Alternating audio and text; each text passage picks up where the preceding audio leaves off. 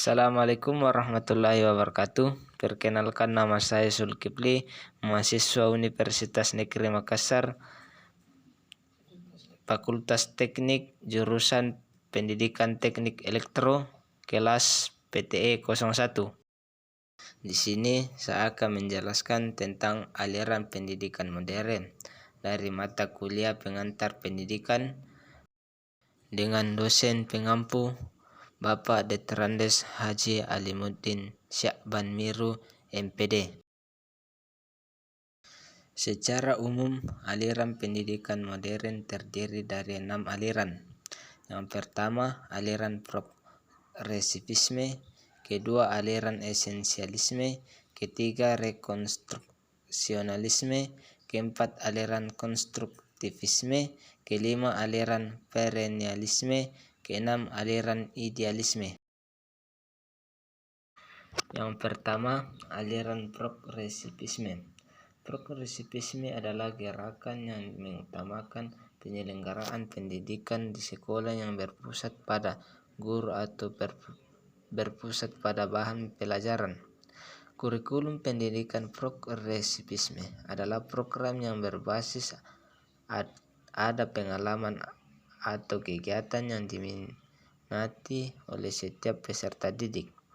Tujuan pendidikan dalam aliran progresivisme ini adalah melatih agar anak kelak dapat bekerja secara sistematis, mencintai kerja, dan bekerja dengan otak dan hati untuk mencapai tujuan tersebut.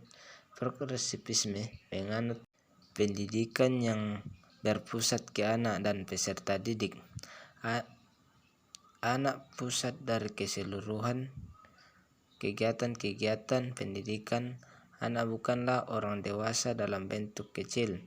Anak adalah anak yang sangat berbeda dengan orang dewasa.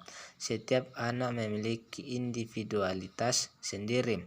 Anak mempunyai alur pemikiran sendiri, mempunyai keinginan sendiri, mempunyai harapan dan kecemasan sendiri yang berbeda dengan orang dewasa.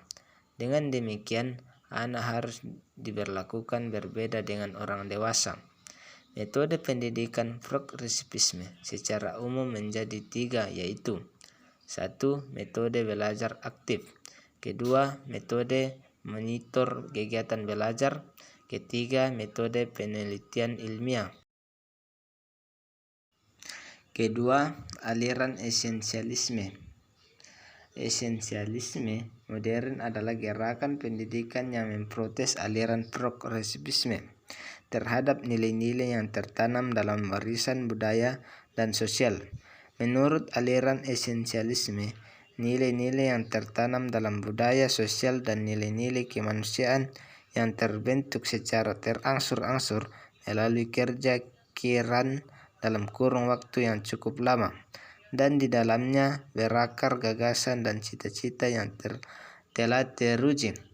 Dalam perjalanan waktu, peranan pendidikan atau guru kuat dalam mengawasi kegiatan-kegiatan di dalam kelas. Tujuan pendidikan dalam aliran ini adalah untuk menyampaikan warisan budaya dan sejarah melalui inti pengetahuan yang telah bertahan sepanjang waktu dan demikian berharga untuk diketahui oleh semua orang. Pengetahuan ini diikuti oleh keterampilan, sikap-sikap, dan nilai yang tepat. Bentuk unsur-unsur yang inti atau esensial dari sebuah pendidikan bertujuan untuk mencapai standar akademik yang tinggi, pengembangan intelektual, dan kecerdasan. Ketiga, aliran rekonstruksionalisme.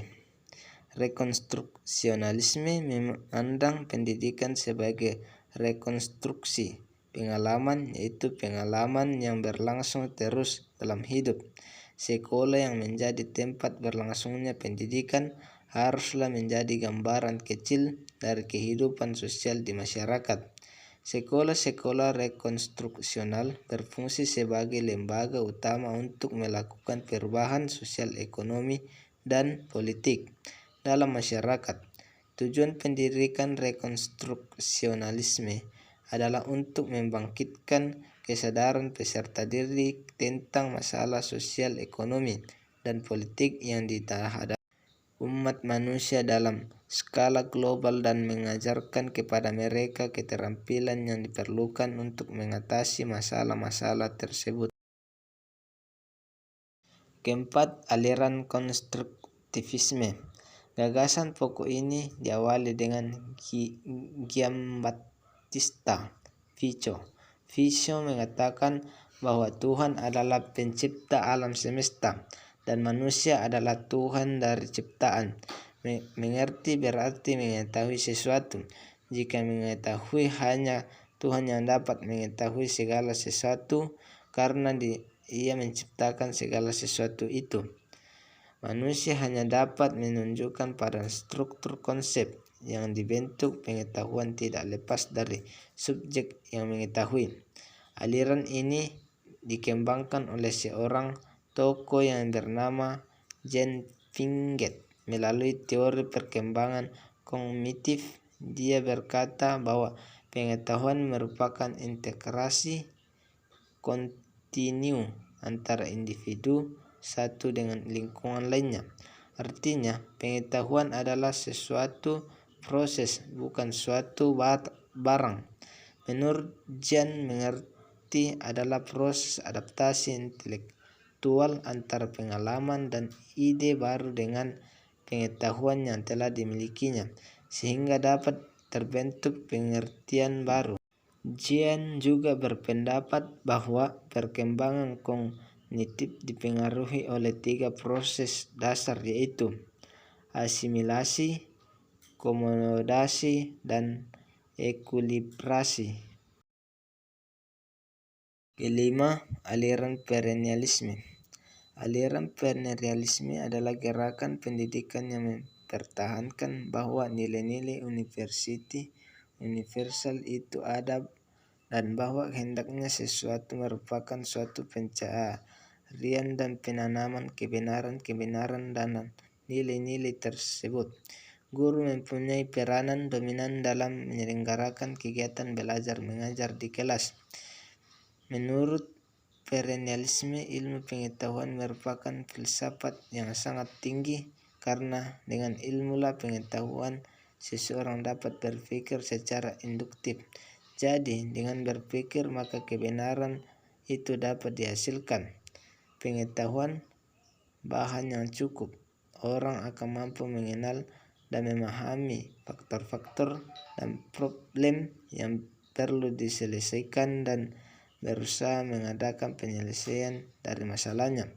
Diharapkan peserta didik mampu mengenal dan mengembangkan karya-karya yang menjadi landasan pengembangan disiplin mental.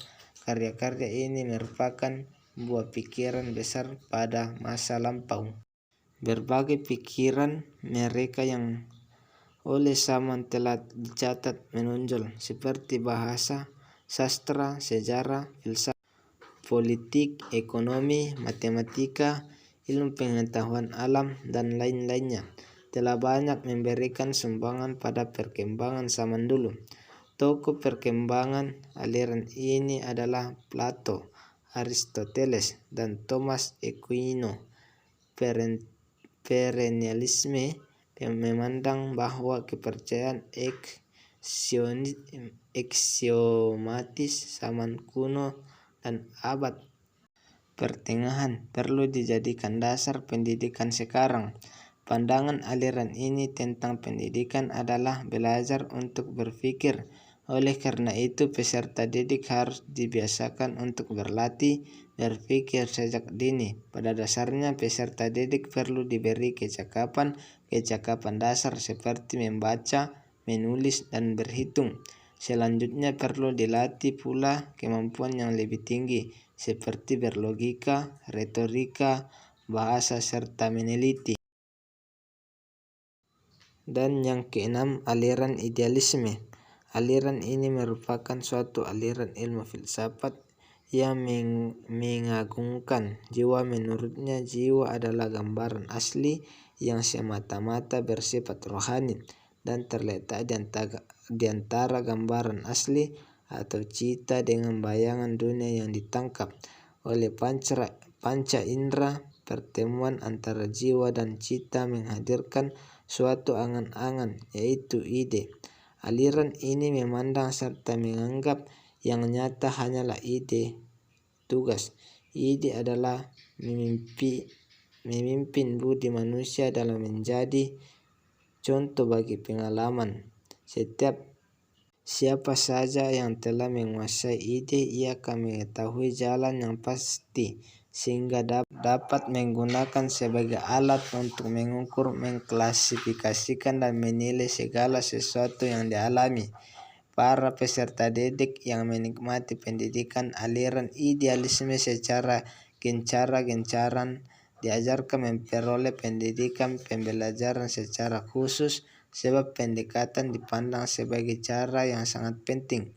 Para pendidik tidak boleh berhenti di tengah penjelasan peserta didik. Seorang guru pasti masuk dalam pemikiran terdalam peserta didik sehingga kalau perlu dikumpulkan antara muncul atas kadar ide kecil yang tidak banyak bermakna.